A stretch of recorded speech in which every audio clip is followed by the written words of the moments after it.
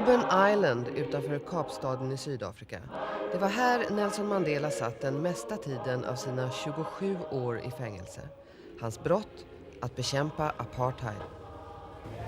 Nu är vi på väg till Robben Island där Nelson Mandela alltså satt närmare 20 år av sitt liv. Man ser den så här på avstånd så kan man tycka att det ser rätt så idylliskt ut, men det var det definitivt inte.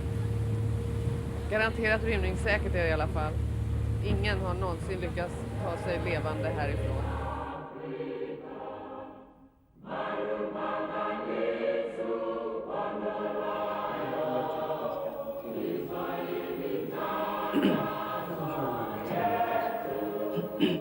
Hello, Nelson Mandela. Well, good morning. Very happy to be interviewed by you. Thank you. Your real name is Nelson Rolihlahla. Rolihlahla, Yes. which means the troublemaker. I wonder how did your parents know?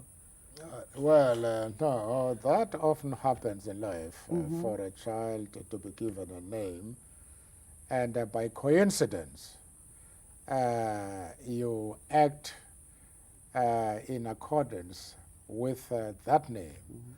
But it is not anything, you see, that is divined, predetermined by nature. It's just an accident. An accident. And my parents gave me that name in the context of what happens in the countryside, and where a person who is pulling a branch, because the name means the one who pulls a branch, creates storms, dust, and so on, which you normally do before a conflict, those days, before a fight. And it's a coincidence that I've got into trouble. Okay. Were you a troublemaker even as a child? Well, I don't think so. My parents, they say, would answer to that. But I grew up as somebody very shy and afraid of women. Yes. And but I like playing sticks with other boys, because this was our way, you know, of becoming a champion and winning some respect in your community, to be an expert in stick fighting, and to be known for bravery when you're fighting with boys from other villages. That I tried to make my contribution from that side. But when it came to things like relations with women and debating at school, I was very shy.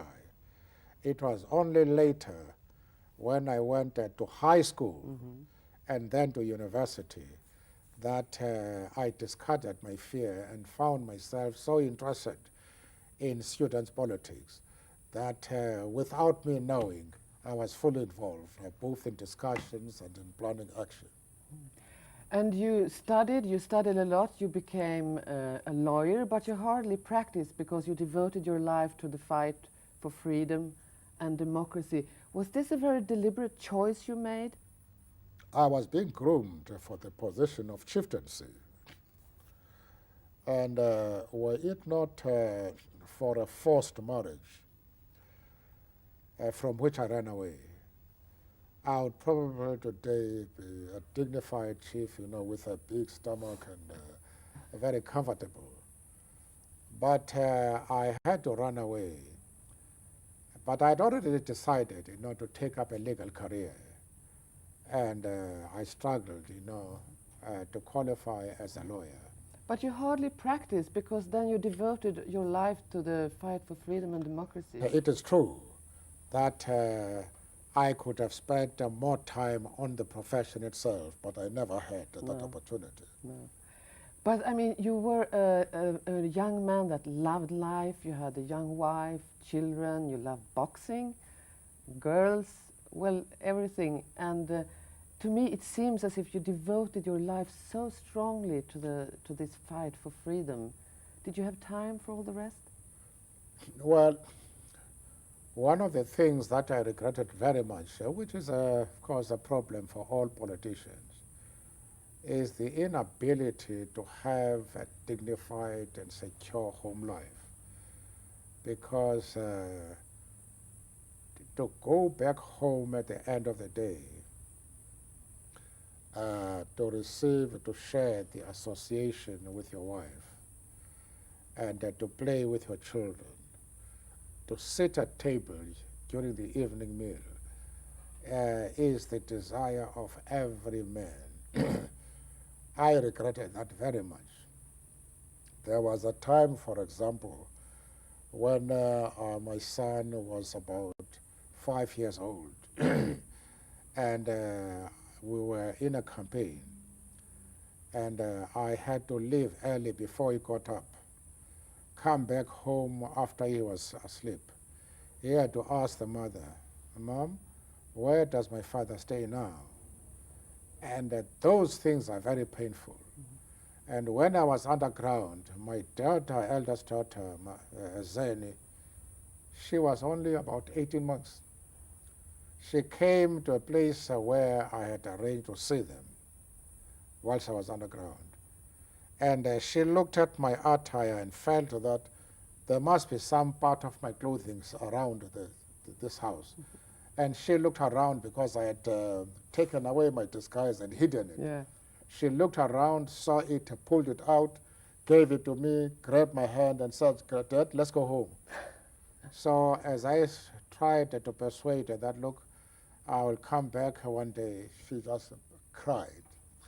And it was embarrassing because we're in a European, in a flat, in a building of flats occupied by Europeans only. And the crying could attract attention. But those are some of the bitter moments I sometimes recall when my child, wants the care and the love and the security of his father. She cannot have it. Would you say this was the highest price that you paid for your fight? No, I am no different from others. At least I was comparatively well known. And friends who were well-to-do came to our assistance, the assistance of the family. And there is nothing which gives you courage and strength in prison when you know that your friends are there, that in spite of the problems which your family has, but you have powerful friends who are loyal to you and who are giving assistance to your family. That gave me a lot of courage. You lived underground and you were harassed in many ways, banned, and you were also in prison for a couple of years. But then you were convicted in 1964 for conspiracy against the state. And when you pleaded, you said that I am willing to die for this cause. This is a very tough thing to say. Yes, I had to say that, not from a spirit of bravado, but because I genuinely felt that they were going to hang us. And it is the desire of every freedom fighter to disappear under a cloud of glory rather than that of shame. It is the task of a freedom fighter, when you see that the end of your days has come, to live a tradition of bravery, determination to face even death for your principles. And I thought about it. It was not because I was brave, but because one had a duty to perform at that moment. You were sentenced to life imprisonment and you were moved to the feared Robben Island, where I'm going today, by the way. That's very good. Yes. Very good. You were moved to Robben Island. It's a very, very tough place. How could you keep up your spirit? Well, the position is that I was not alone. I was with about 30 others in my section. Men of a real ability and with a high level of education. They studied some overseas. And you did too. Yes, qualified in universities overseas. And to sit down and talk to them was a real privilege, because every time you sat down with them, they widened your horizons. And then we had time to read all kinds of literature, which also enriched your own attitude and spirit. And equally important was the ability to sit down and to think, something which I don't have outside jail. To sit down and think and to do nothing else is an important part of your struggle. And by sitting down and standing away from yourself and looking at your past work, the mistakes that you have made, is one of the most important moments in the life of anybody, in particular of a politician. Ja, det här är alltså den cell som Nelson Mandela satt i över 18 år av sitt liv. Vad kan den vara? Kanske 1,5 gånger 2 meter på sin höjd. Toahink i hörnet. Det fanns garanterat inga blommor på den tiden. Det var överhuvudtaget ett fruktansvärt hårt och torftigt liv han levde här. Till mat så fick de mest kall majsgröt och hela dagarna så var de ute och slet i ett kalkbrott. Did you never get depressed while you were in prison? Oh, naturally. I was depressed several times. But the dominating feeling was one of a conviction that whatever difficulties I have, I will return. And our struggle will triumph in the end. That was the dominating theme. But within that context, there were moments when one doubted whether, in fact, we will succeed. There were moments when the enemy appeared too strong, when the organization was in disarray, in tatters. And in those moments, you had to think realistically and to say, can I, from myself, help my colleagues outside who are doing such monumental work and sacrificing themselves? And in those moments, the feeling of helplessness was there, especially when I saw my colleagues like Oliver Tambo, a man who had a BSc degree, a musician, a very accomplished musician, wonderful speaker, struggling in order to ensure that freedom comes to this country and that his colleagues in jails are liberated. And when I saw my wife and children being humiliated without the security of her husband, security of their father, those were the darkest moments in my life in prison. What gave you hope during these moments? Pardon? What could give you hope during I these say, black as I moments? say, my friends, Your were friends there. in the prison. The literature I read showed how freedom fighters were in a similar situation and even worse, and how they triumphed in the end. But it's And hard. then the ability to sit down and think and to see our people outside, and nevertheless, in spite of all the problems, keeping the fires of liberation burning. But still, I mean, when I try to identify with you, it's very, very hard to do that. I mean, you had children. You didn't see your 2 baby daughters until they were 16 years old. Yes. Your eldest son died in a car accident. Your mother died. Your wife, Winnie, was, as you said, humiliated. She was put in prison. I mean, what made you not become bitter? No, as I say, I had this company of very gifted, very talented comrades around me. And you must also remember that right from the beginning of our sentences, there was a very serious debate amongst warders themselves. Some saying, let's treat these men severely so that they should never again challenge white supremacy. There were others who said, no, we are making a mistake. These people in history frequently win, and this might win. And when they do, they will treat us harshly, as we do. Let us treat them decently and give them all the privileges, so that when they come into power, they should not be bitter against us. Indeed, they won in the sense that they were able to make our conditions in prison relatively comfortable.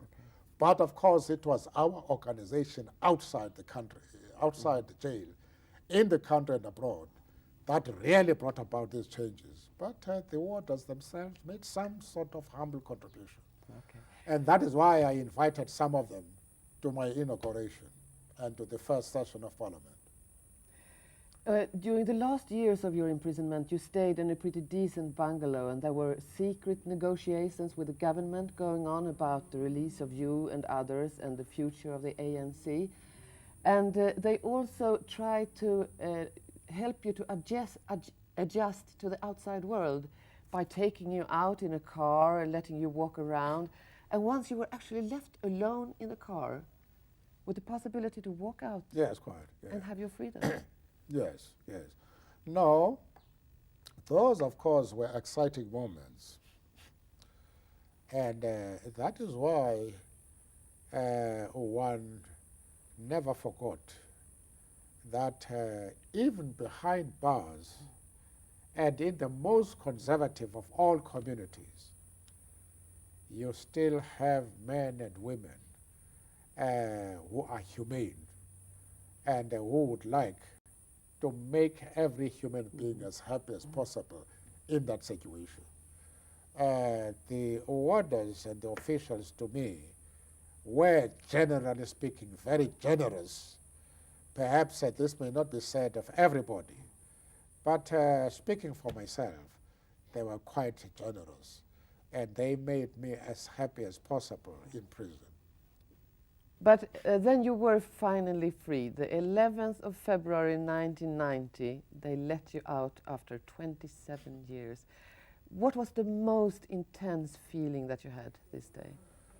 Well, I always find it difficult to look back and to identify such moments. But I was called by de Klerk on the 9th of that month, 2 days before my release. And he told me that I was going to be released on the Sunday. Well, that was exciting. But at the same time, I wanted that our people must be given a proper notice that I'm coming out. And so we debated this, and it looked ironic that the jailer must say, go away. And I said, look, give me at least 2 weeks. So you postponed the freedom, actually. Well, more or less. And but that was a moment of conflict in me, because I wanted to go out as soon as possible. At the same time, I wanted to give my colleagues the opportunity to prepare for my release.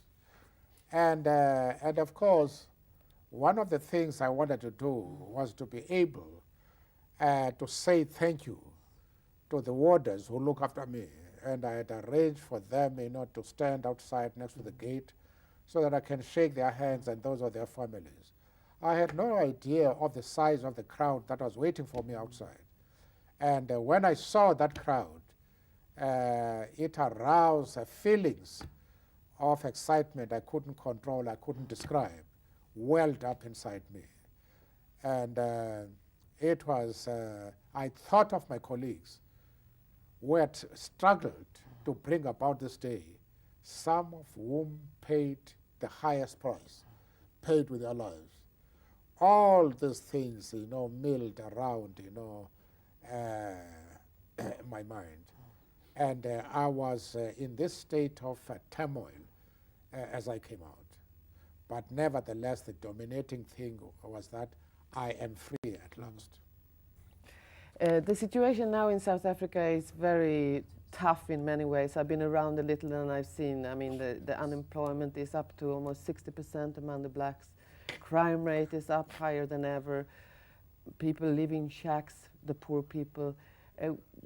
When do you see a turning point?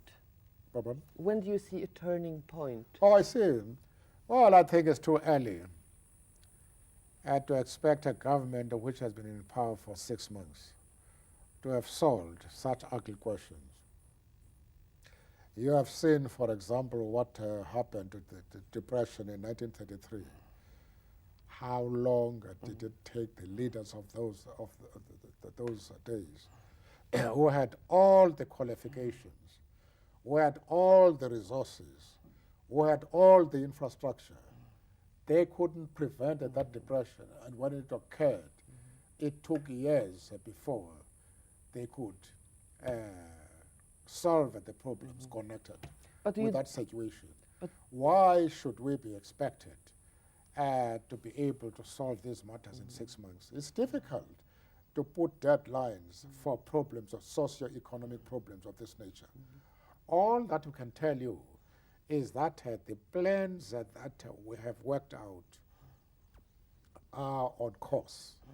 And we believe, therefore, that in due course, we will be able to address these problems. Apartheid is no more, but there are still racist attitudes. I interviewed recently the most powerful industrial leader in Sweden, Peter Wallenberg, and he said that apartheid had its faults, but it had parts necessary given circumstances at the time. What's your comment on this? Well, there was never a time for brutality and cruelty where certain communities even used the name of the Lord in order to justify the commission of abominable crimes against humanity. There was never a time for that. And I do not agree with the famous industrialist. Apartheid was wrong right from the beginning. And it is not the only case where there has been oppression, but some oppressive systems were more humane than the system that was applied by the South African oppressors.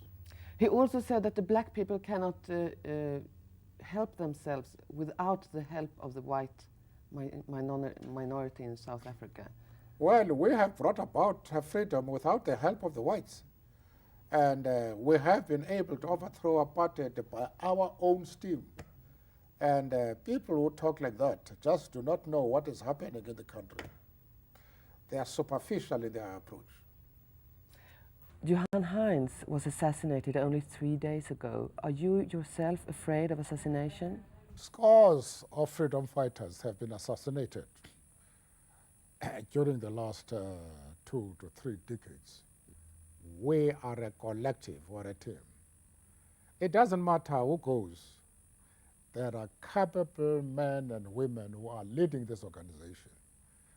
And the sunlight in which we are now bathing was created not by those who were relaxing in prison for 27 years, but by our comrades who were struggling under very difficult conditions to ensure that the fires of freedom keep burning in the country. And as far as assassinations are concerned, these assassinations have been going. And if anybody becomes alarmed about them, you'll be paralyzed, you'll never do anything. When you see Africa today, there are a lot of very, very big problems. Famine, AIDS. The whole of Africa has only 2% of the world trade, and there are environmental disasters. Can you be optimistic? Well, what else would one expect? Because in spite of the mistakes made by African leaders in their policies,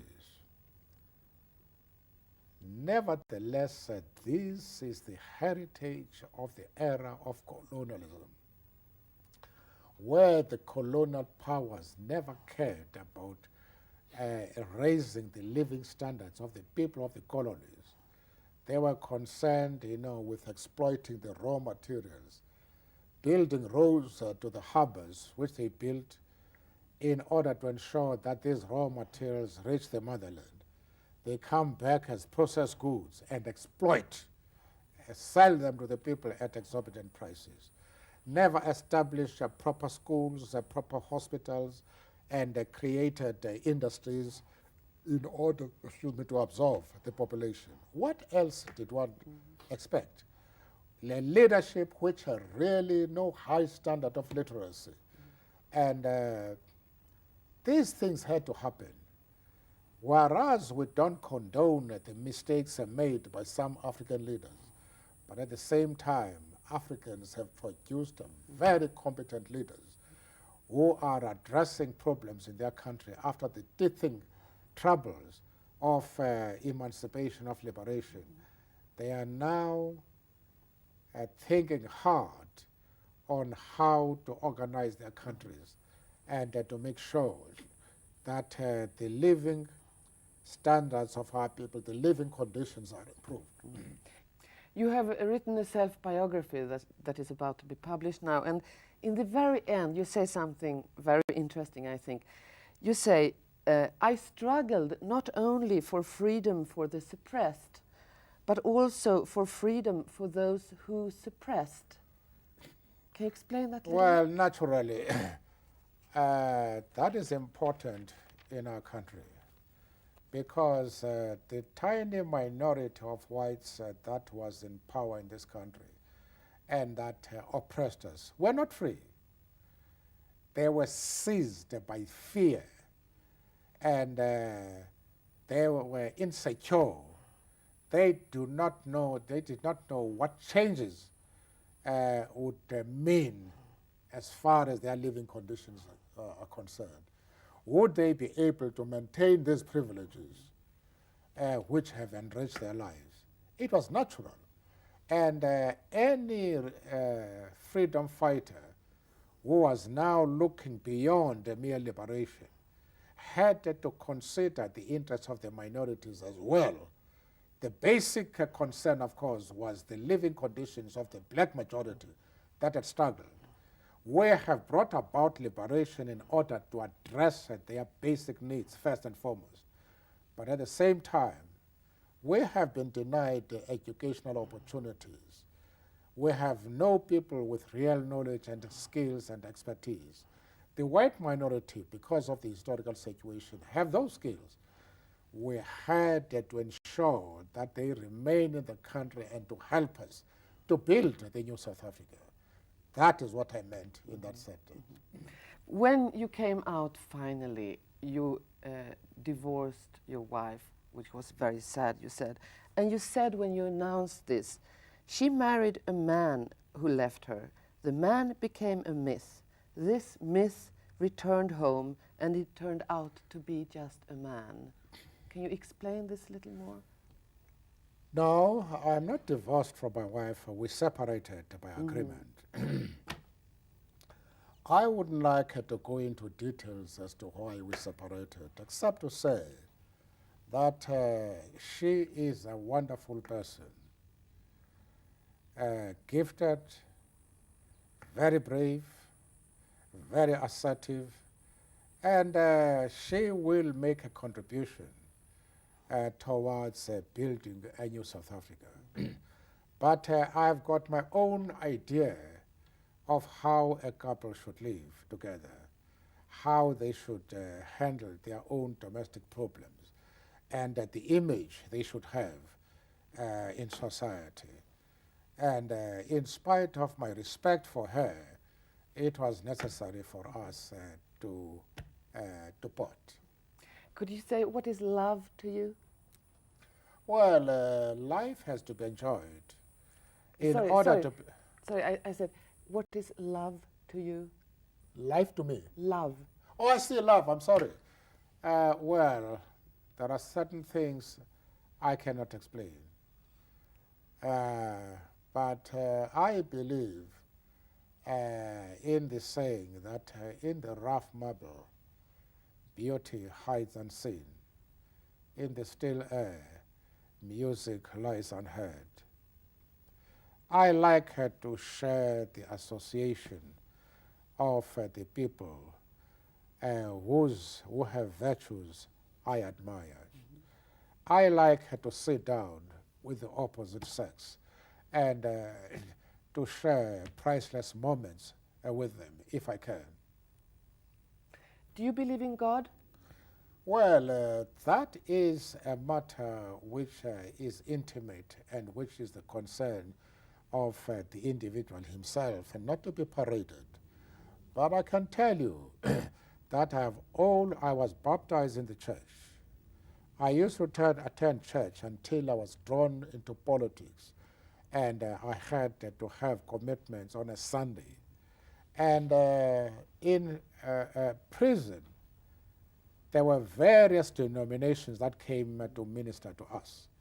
I made it a point to attend every church service outside my own denomination.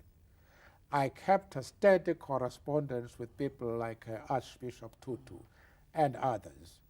And one of the things I did when I was appointed president was to go to all the religious groups, to the Muslims, to the mosque, to the Jewish synagogue, and to the churches of the Dutch Reformed Church, to the Christian churches, in order to show our appreciation to the role religion had played in our lives and in our liberation.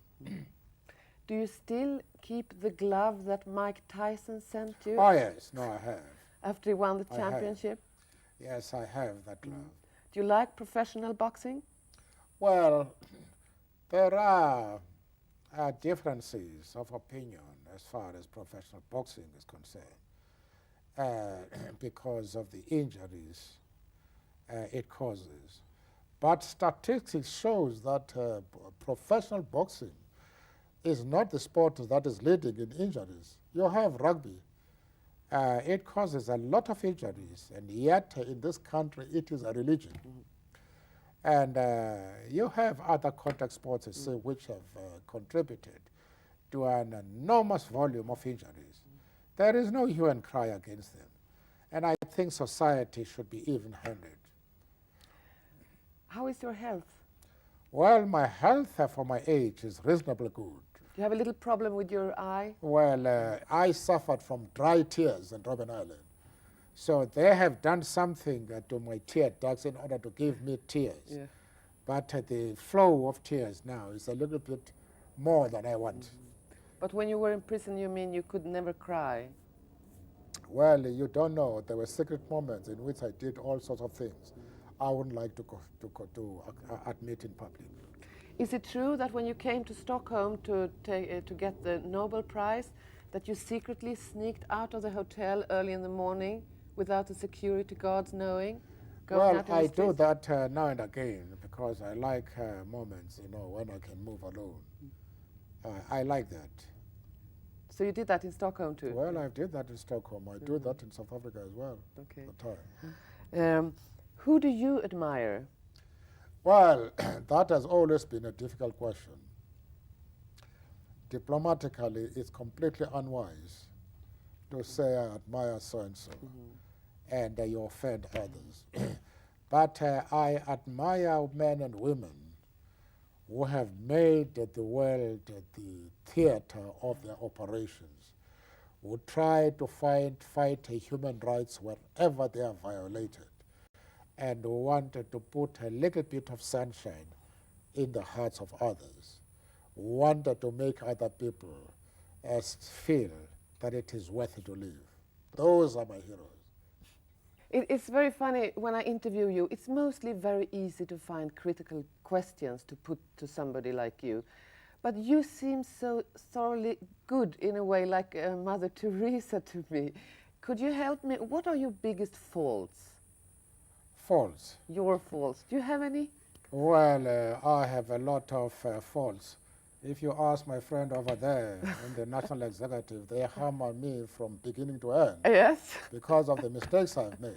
And so I am no messiah, and that is why I have opposed any idea to try and raise my level to that of a messiah. I have never been. I'm an ordinary human being, and I don't want everybody to give me a status which I do not deserve. Assure me that your husband will not be jealous. Don't worry. I think he's going to be very proud. Okay, so if you just look in that camera and make a little jump up in the air. A jump? No, jump. no. But I help you. No. Okay. What is the purpose of that? Because hope in Swedish means hope. I see. To jump is the same as hope. No. So everybody. Let's exclude that. Sure? You can't just do I it can this. embrace you. That I'm prepared to do.